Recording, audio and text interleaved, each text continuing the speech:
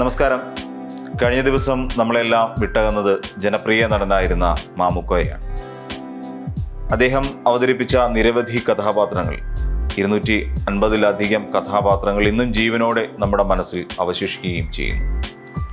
അതേസമയം സിനിമാ രംഗത്തുള്ള ഒരു പ്രമുഖരും അദ്ദേഹത്തിൻ്റെ അവസാന യാത്രയിൽ അദ്ദേഹത്തെ ഒരു നോക്ക് കാണുവാനായി എത്തിയിരുന്നില്ല എന്നത് കഴിഞ്ഞ ദിവസങ്ങളിൽ വാർത്തയായിരുന്നു. പലരും അവരുടെ അസൗകര്യങ്ങളെക്കുറിച്ച് വളരെ വ്യക്തമായി അറിയിക്കുകയും ചെയ്തു. പലരും ഫേസ്ബുക്കുകളിലൂടെ അനുശോചനം അറിയിച്ചു.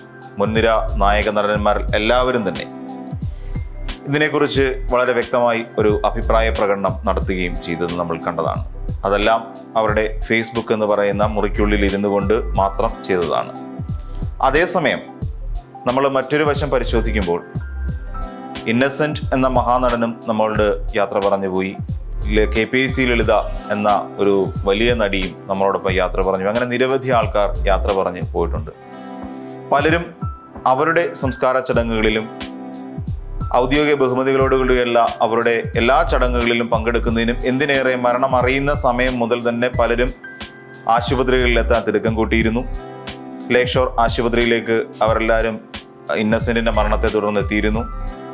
രാത്രി വൈകുവോളം അവരവിടെ കാത്തു നിൽക്കുകയും ചെയ്തു. തുടർന്ന് നടന്നിട്ടുള്ള എല്ലാ ചടങ്ങുകളിലും മുൻനിര നടന്മാർ എല്ലാവരും വരികയും വിങ്ങിപ്പൊട്ടുകയും ചെയ്യുന്നത് നമ്മൾ കണ്ട കാഴ്ചയാണ്. പക്ഷേ മാമുക്കോയെ കോഴിക്കോടായതുകൊണ്ടാണോ ആരും എത്തിപ്പെടാഞ്ഞത് എന്ന് കൂടി പറയേണ്ടിയിരിക്കുന്നു എന്നുള്ള ഒരു സംശയമായി അവശേഷിക്കുന്നു. കാരണം VM വിനു എന്ന സംവിധായകൻ അദ്ദേഹം പറഞ്ഞു, എറണാകുളത്ത് വെച്ച് അദ്ദേഹം ജീവിക്കുകയും മരിക്കുകയും ചെയ്തിരുന്നെങ്കിൽ എല്ലാവരും വന്നിരുന്നേനെ.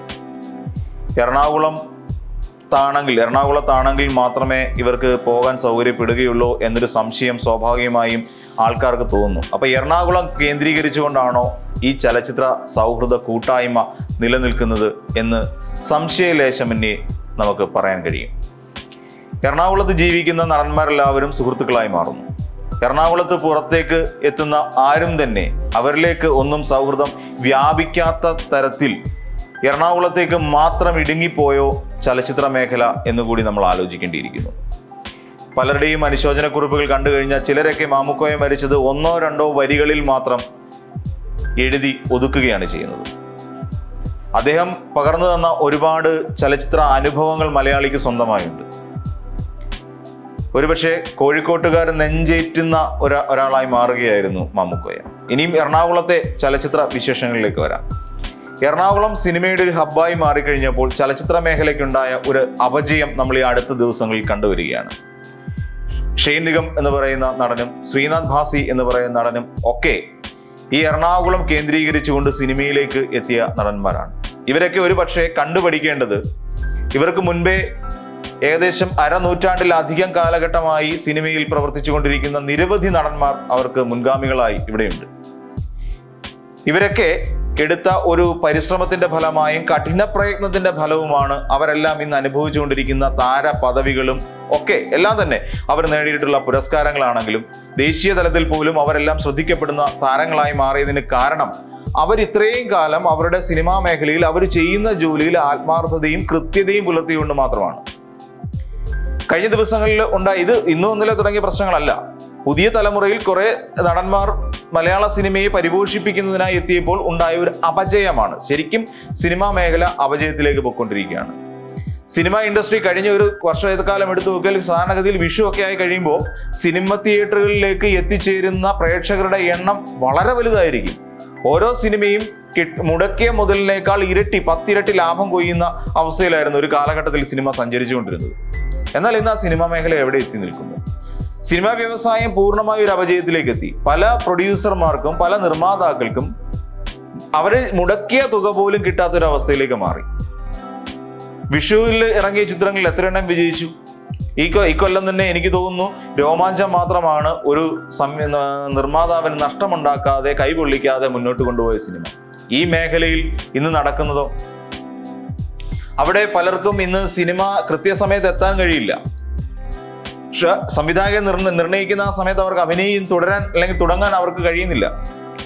നടന്മാരുടെ സൗകര്യാനുസരണം സിനിമയെ മാറ്റിമറിക്കുക, സിനിമയുടെ സംവിധാനങ്ങളെ തിരിച്ചു മറിക്കുക എന്നുള്ളതാണ് ഇപ്പോൾ നടക്കുന്നത്.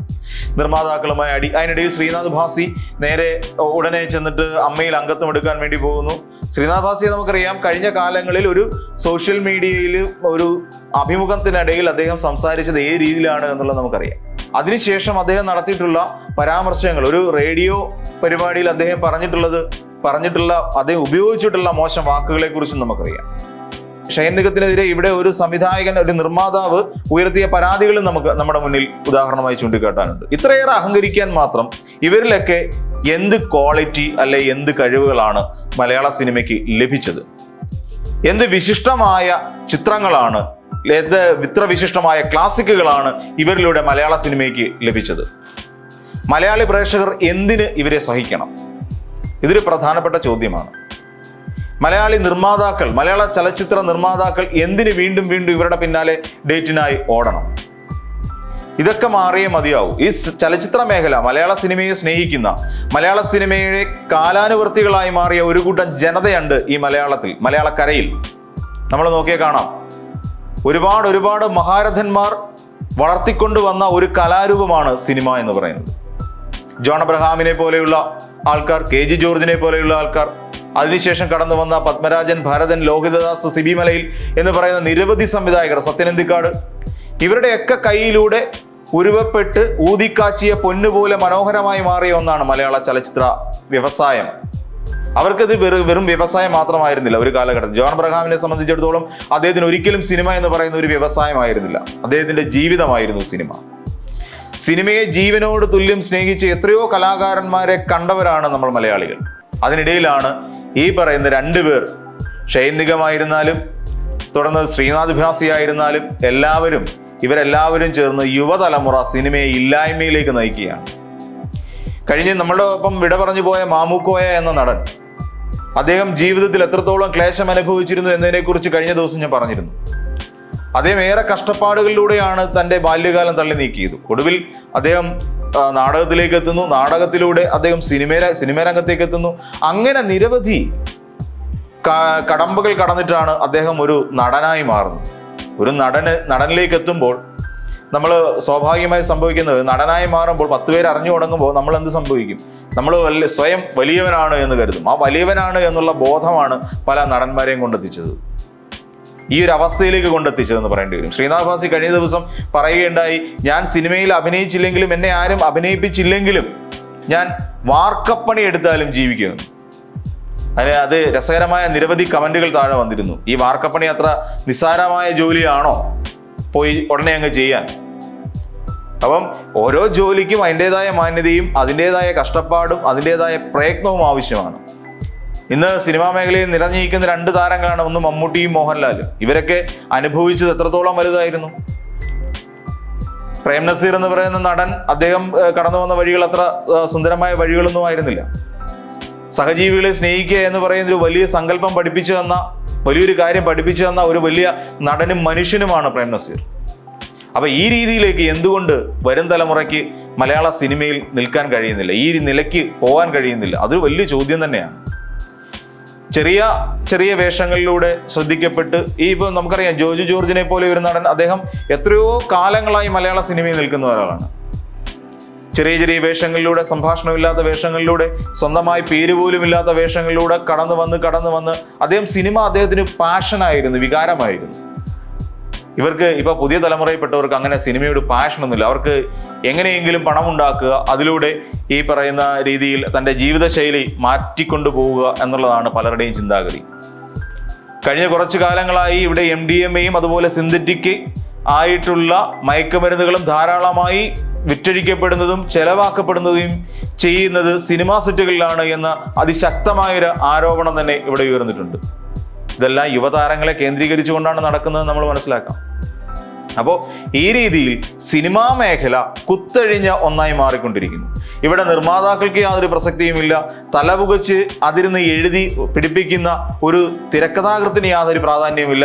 ഇതിനെ സിനിമയാക്കി രൂപകൽപ്പന ചെയ്യുന്ന ഒരു മനുഷ്യനായ സംവിധായകന് പോലും യാതൊരു പ്രാധാന്യവുമില്ല. എല്ലാം താരനിബിഡമായി അല്ലെങ്കിൽ താരകേന്ദ്രീകൃതമായി മാറിക്കൊണ്ടിരിക്കുന്നു. ഈ ഒരു അവസ്ഥ മലയാള സിനിമയിൽ ഇനി അങ്ങോട്ട് തുടരാനാണ് ഭാവമെങ്കിൽ സിനിമാ മേഖല അസ്തമിച്ചു പോകും എന്ന് തന്നെ പറയേണ്ടി വരും. മമ്മൂട്ടിയും മോഹൻലാലും ഒക്കെ അഭിനയം നിർത്തുന്ന ഒരവസ്ഥയിലേക്ക് എത്തും. അത് കാലക്രമേണ അവരുടെ അഭിനയത്തിൽ ഇപ്പം മധുസാർ അഭിനയം നിർത്തിയിരിക്കുകയാണ്. അദ്ദേഹം പുതിയ സിനിമകളിലേക്കൊന്നും അദ്ദേഹം വരുന്നില്ല എന്ന് പറയുന്ന പോലെ കാലഘട്ടത്തിനനുസരിച്ച് സിനിമാ മേഖല വളർന്നുകൊണ്ടിരിക്കണം. അതിന് കടന്നു വരുന്നവർ, പുതിയ തലമുറയിലേക്ക് എത്തുന്നവരാണ് ഈ മേഖലയിലേക്ക് സ്നേഹിച്ചുകൊണ്ട്, ഈ മേഖലയെ സ്നേഹിച്ചുകൊണ്ട്, ഈ മേഖലയെ ഇഷ്ടപ്പെട്ടുകൊണ്ട് എത്തുന്നവരാണ് സിനിമാ മേഖലയെ വളർത്തിക്കൊണ്ട് വരേണ്ടത്. അതിന് പകരം അതിനെ തകർക്കാൻ ശ്രമിക്കുകയല്ല വേണ്ടത്. ഏത് രീതിയിലാണെങ്കിൽ പോലും, എത്ര കഷ്ടപ്പാട് സഹിച്ചാണെങ്കിലും ആ സിനിമയിലേക്ക്, സിനിമാ മേഖലയിലേക്ക് നിലനിന്ന് പോരുക എന്നുള്ളതാണ് ശ്രദ്ധിക്കേണ്ടത്. മോഹൻലാൽ വലിയൊരു നടൻ തന്നെയാണ്. ലോകതലത്തിൽ പോലും അറിയപ്പെടുന്ന മലയാള സിനിമയിലെ നടനാണ്. അദ്ദേഹം പോലും സിനിമാ സെറ്റിൽ സംവിധായകൻ പറയുന്ന സമയത്തിനൊപ്പം അതിനേക്കാൾ അരമണിക്കൂർ മുമ്പേ എത്തുമെന്നാണ് എല്ലാ സംവിധായകരും അദ്ദേഹത്തെക്കുറിച്ച് പറയുന്നത്.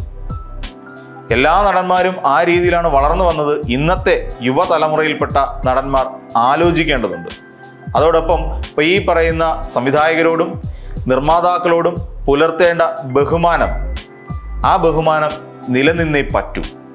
കാര്യം താരങ്ങളില്ലെങ്കിൽ പുതിയ താരങ്ങളെ വെച്ച് അവർക്ക് സിനിമ ചെയ്യാൻ പറ്റും. പക്ഷെ ഒരു തിരക്കഥാകൃത്തും ഒരു നിർമ്മാതാവും ഒരു സംവിധായകനെ നിങ്ങളെ ചൂസ് ചെയ്യുന്നില്ലെങ്കിൽ, നിങ്ങളെ തിരഞ്ഞെടുക്കുന്നില്ലെങ്കിൽ, നിങ്ങൾ ഓർക്കുക, അത് നിങ്ങളുടെ പരാജയമാണ്. അവിടെ നിങ്ങളുടെ സിനിമാ ജീവിതം തന്നെ അവസാനിക്കും. അതുകൂടി നിങ്ങൾ ഓർത്തു വെക്കുന്നത് നല്ലതായിരിക്കും എന്ന് ഓർമ്മപ്പെടുത്തുന്നു.